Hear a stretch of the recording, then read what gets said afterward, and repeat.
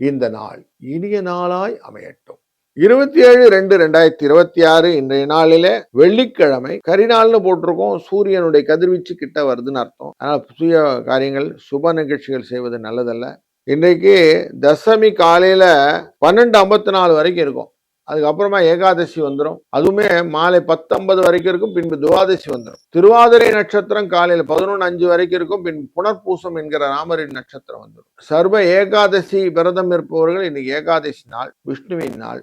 12லேருந்து 1:30 வரைக்கும், சாயங்காலம் 6:30லேருந்து 7:30 வரைக்கும் நல்ல நேரம். 10:12 ராகு காலம், 3:4:30 யமகண்டம், 7:30-9 குளிகை நேரம். வார சூலம் மேற்கு, வெள்ளம் பரிகாரம். மிதுன ராசிக்குள் சூரியன் 2 நாழிகை 32 வினாழிகள் இருப்பார். 6:29க்கு சூரியனின் உதய நேரம். இந்த புனர்வசு நட்சத்திரத்துக்குள்ள போற சந்திரனால கேட்டை நட்சத்திரக்காரர்களுக்கு இன்னைக்கு சந்திராஷ்டம் எஃபெக்டும் இருக்கும். இன்றைய நாளிலே ஆயுஷ்மான் யோகமும் வணிஜை கரணமும் என்கிற யோக கரணங்களை கொண்டது. ஆயுஷ்மானுங்கிற விதை விதைக்கிறது நல்லது. புதுசா ஆடைகள் வாங்கி போட்டுக்கொள்வது நல்லது.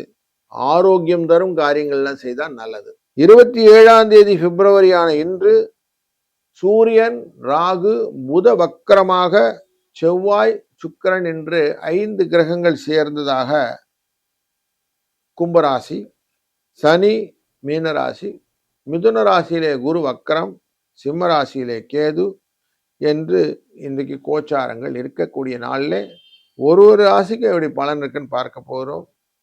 மேஷ ராசி என்கிற இந்த ராசியிலே வணக்கம் துலாம் ராசி அன்பர்களே, இன்னைக்கு உங்களுக்கு சக்சஸ் ஸ்டோரி உண்டு. ஆதாயத்தை பெருக்கக்கூடிய நாள். எதையும் தைரியமா செய்யலாம், ஒன்றும் பிரச்சனை இல்லை. யார் சொன்னாலும் பெருசா ஒன்றும் அதை பற்றி மனசுல போட்டுக்கொண்டா. பூர்வ புண்ணியம்ங்கிறது 9ஆம் இடம்.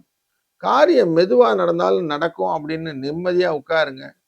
வெற்றி நிச்சயம் அப்படின்னு யோசிச்சு மெதுவா ஸ்டெப் பை ஸ்டெப்பா போவோமே அப்படின்னு யோசிங்க. டெஃபினட்டா டெஸ்டினேஷன் போக முடியும். நார்மலா சொல்லுவோம், வேகமா போகணும்னு உருட்டின்னு போறோம், கரெக்டா டயத்துக்கு போயிடுவானுவாங்க. அப்படி நீங்க உருட்டினே போனா கூட உங்களுக்கான டெஸ்டினேஷன் கரெக்டா ரீச் ஆயிடும்ன்றதுனால இந்த நாள் உங்களுக்கு ஆதாயத்தை கொடுக்கக்கூடிய நாள். விஷ்ணுவின் சோத்திரங்களை சொல்லி அமைதியாக இருங்கள். நல்லதே நடக்கட்டும்.